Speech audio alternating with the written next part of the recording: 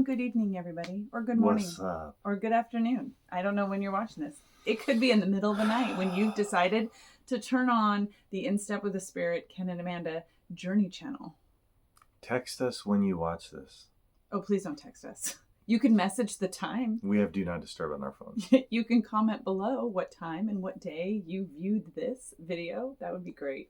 Just say hi. Let us know you came by. I think that's asking a lot. It is asking a lot. Thank you for the 3 people who do watch and comment on our videos. We appreciate your steadfastness to keeping up with us. It's here. Okay. Yes. So I want to make an announcement. An announcement? Oh, that sounds big. So we don't need to get into the details, but Amanda talked about a pelvic floor therapist, and I commented that sounded really awesome. I wanted to do that job, and I thought it was something different. I thought it was like just a dumb way of saying someone who helps you stretch out on the floor or whatever. And then she told me what it really was today.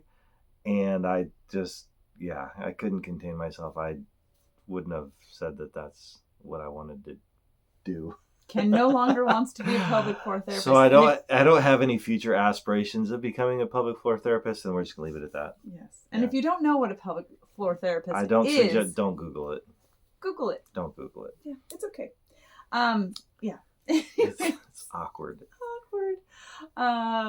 Our week has been good. We haven't had a ton of things happening, but things are happening daily and weekly for us. Life happens. Life does happen.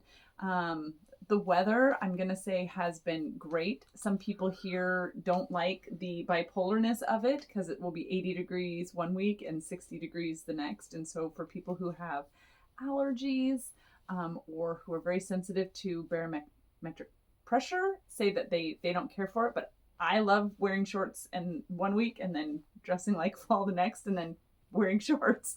I'm okay with that.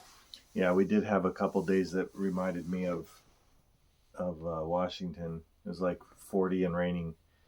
But just 2. Yeah, 2 days. And so then that it was sunny again. Yeah, it made me go, oh, I remember this. Yes. Yeah, I got my truck back. They changed all the brakes and rotors. They don't know why the brakes were bad. They just didn't catch it when they took the vehicle in. But I'm still curious why a vehicle with 8,000 miles had bad rotors. They were corroded. Like, I don't know. What, did they leave it sitting in water? I don't know. But anyway, so they fixed it all. They changed the rotors and the sensors. And so now I have the truck back. And yes, the truck drama's over. Yes, and he's much happier now and wants to drive because the Chevy Equinox that we had was not a great... it was not comfortable for me. No, it gave us butt fatigue. It was not very comfortable. Don't laugh. That's a thing. That is a thing. It affects millions of people. Yes, millions of people suffer from butt fatigue. Oh, and on the car front, I have some very, very sad news to share. It's not really sad yet. It's not sad yet. But I think I'm going to sell the Jeep or trade it in. And I know I have wanted a Jeep for so many years. And I know that I was super excited when I first got it. And I do love driving it. Don't get me wrong. It's super fun to drive. If I only had to putt around town, maybe go places 15 or 20 minutes away, it would be great. But 2 things. One, I'm driving 50 to 60 miles to some of my appointments to meet moms and babies or go to the hospitals, and then 50 or 60 miles back. So it's not like an easy to drive on the freeway. You know, you got to hold on with 2 hands and it's a little bit more, Jeep-like. And 2, I can't go through a car wash. And even when I do wash it, the water leaks inside. And that, I know it was going to have some leaking, but this leaking just bothers me too much. And then it makes the Jeep stink, and I don't like that either. I guess there's 3 things. And 3, the back seat is up or it's up. And we can't take it out because we don't have anywhere to store it. And you can't lay it down because it doesn't lock. And you can't lay it down and fold it up because it doesn't lock. It just bounces around back there. and there's no place to put the groceries, or if I go anywhere and we got a 2-door, not a 4-door, so putting things in the back seat, it's just, I don't want to be a complainer, but it's just not a very convenient vehicle for what I need it for. We can just say that the idea of having a Jeep yes, was better for you than having a Jeep. I think if it was 20 years ago or 30 years ago, I would have been super excited to have a Jeep. But yeah, at my age and in the situation that we're in, yeah, maybe if it was like a second vehicle and I didn't have to drive it all the time, because again, I do enjoy driving it, putting around town and doing stuff. If I have to go grocery shopping, it sucks. Or if I have to go to a hospital and drive a long ways, it's not as comfortable. Yeah, the other funny part is on the country roads here where it's 55, they're just 2-lane roads, and so the Jeep does not, like, you can go 80 miles an hour on the freeway. It's not like it doesn't do that, but for some reason the curvy country roads at 55, you feel like you're gonna die in the Jeep. It doesn't. It's not a NASCAR. Yeah, and I like in my big truck, I can go 65 on those back roads, and it feels totally stable. But the Jeep, the short wheelbase, whatever you want to call it, it just hits the bumps. It's just it feels way more sketchy to drive on those back roads, and that especially we do a lot of that driving. And yes, so we will keep you up to date on how that goes. We're not in a hurry or anything. We're looking at a few different vehicles, and so I will say that the front runner right now. The front runner right now is what.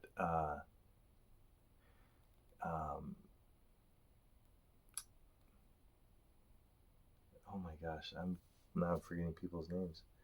Deanna has. No, Deanna doesn't have a. Does she Chevy Traverse? Yeah. Oh, does she? Yeah.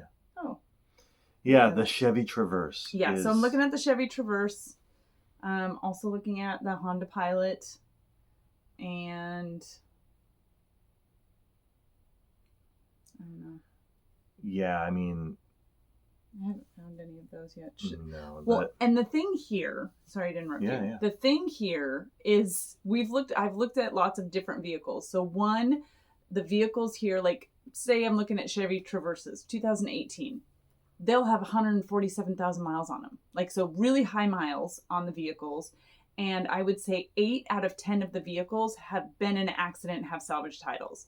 And so that's another tricky, I'm like, oh my gosh, like every vehicle that's for sale has been in an accident. So they must, in North Carolina, they must have a lower threshold of what constitutes a salvage title. Like it must not be totaled. Frame damage, maybe it's even just bumper damage or something. Yeah. But there's a large amount of salvage titles on the market, much more than we were used to seeing up in Washington. And we bought a lot of used cars before, and it just strikes us different down here. But so there must be some different way they look at that. Yes. So that's been a challenge because I, try not to look at stuff with a salvage title, trying to look at stuff that hasn't been in an accident and, has less than 100,000 miles on it would be nice. Yes. So we'll keep you guys in the loop on, that drama of the Jeep. I don't know if I want to try to sell it myself. I told Ken that, I have a little sales trauma right now. We sold so much this year. I offered up so many things. I just don't know mentally and emotionally if I can handle taking pictures, posting it, and then deal with people trying to buy it from me. I don't know if that's the one thing it's going to send me over that would the put edge. her over the top, over the edge. I might cry. Yes. I did get, we'll switch the conversation now to, I got a nanny job, or not a nanny job. It was a postpartum doula job. A night nurse. I was a night nanny. Not a wet nurse. Not a wet nurse, gosh, okay. No. A night nanny. Not a wet nurse. A night nanny, yes. So it was a fill-in. So they have, there's an agency that I'm a independent contractor for up here in just north of Raleigh. And so she'll text me if there's a fill-in that needs to happen. And so there was a fill-in Friday night for a night nanny for a couple. And so I got to go love on a tiny little baby. And I didn't get to. No, you didn't. Snuggle her and all the things. And then I have a second night nanny job that I'm might be doing this Wednesday also. And then I have a birth coming up on my calendar in the next 2 weeks. So I'm very excited about those upcoming job situations. And then still networking and contacting people and just trying to, get some births or postpartum work on my calendar. And then I did pick up a second class. So at the pregnancy center in Smithfield, I will be facilitating a class on Monday mornings for 2 mamas. And then I facilitate a class on Tuesdays. And right now I just have 1 mama. I had 2, but unfortunately 1 lost her baby. So now I just have 1. So I'm facilitating that class on Tuesday, but she's due in about 4 weeks. So hopefully more mamas will come in and fill up that class time. So I still have some mamas to work with. So yes. And then I have not heard back yet from the maternity home in Raleigh and the mom and baby home there, because the maternity home is still closed. But the gal has been sick. So she told me she would let me know. She's getting some of all the other work done, and then she'll maybe contact me this week and let me know if there's a volunteer position for me. I did contact another pregnancy center in Cary, but they were looking for a part-time position, and their hours were very solid. Like, these are the times we need you here. And with me already having pregnancies on the calendar and being gone in January to Texas, I couldn't say I could be there specific hours. So if they were flexible, it would have been a little different. And then our church is partnering with the it's DHHS offices here in Smithfield. We're going to go on Monday and deliver baked goodies and snacks to all of the workers in the hopes of creating a relationship with the office. And then hopefully our church will be able to partner and help with foster care kids, parents, social workers, and the like. So that's just the beginning of a relationship with us, our church, and them. And so we're hoping to grow and figure out some cool stuff to do. And so we'll still be, in that foster care world, just we won't be foster parents. Yeah. Got any feelings about that? Feelings. Nothing more than feelings. Okay. I think that's everything that we did this week. I think that's it, mostly. Anything else? No. I mean, we did our first sound and computer at church. We did. We're serving on sound and computer. John, you might think this is cool. You may know about it already. I learned something new about ProPresenter. I know you have to have specific tech for this up on stage, but there's something where you put the song in, and when you hit the first slide, it hears what they're playing, and it auto advances the slides through all the songs. Like, as long as there's not a glitch in the matrix, it literally communicates with whatever components on the stage, and the guy playing, they start playing the melody or the whatever, and it just advances through all the slides as they're playing them, and it was pretty interesting. And then there's a lot of layers to the ProPresenter that I gotta try to learn. I won't have to put it in there, but they have a full-time worship pastor, so he does all that entry because he's full-time there. So but it was just interesting to be the one at the computer, and it's like the slides, if it did glitch, so it was good that I was back there because I had to advance through the songs. But if it's working, it's pretty interesting. It just kind of goes through. Yes. But anyway, so we did that. So it's been a while. We haven't got to hold babies in a while because we just did the one nursery, and I feel like their need might be a little bit more on the sound and computer than in their nursery. Yeah. Like, if they have to pick and not have us doing something every weekend, which I think they don't like to do. Yeah. They'll probably, I don't know if we're going to see the nursery again now that they know we like sound and computer. I think, that we can do sound and computer. Yeah. I think they will have us do sound and computer one week and nursery another week. So we're already on nursery 1 week in December, and we had to give up our nursery. Which is cool too, because there's 2 services, we can go to first service. Yes. and then do nursery for the second service because they don't provide that for first service. So, yes. So that is actually kind of cool. But when you do sound and computer, it's for both. You get there at 7:30. 7:30 in the morning till noon. So that was kind of a long day today. But yes. And then last update on diet. Oh yes. I ordered my next month's kit. I customized it this time, so I got all my delicious things I want to try. And the new weight is 205. I hit 205. My weight hasn't changed. It's the same. But I'm also not eating what he's eating. I just eat normal every day. She's eating more than 1,000 calories a day. Yeah.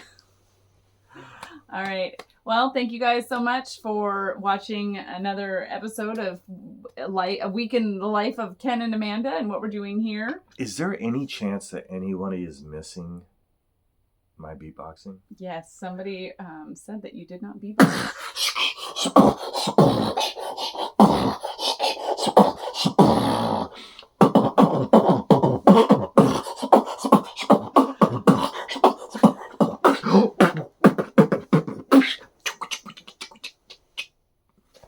Peace.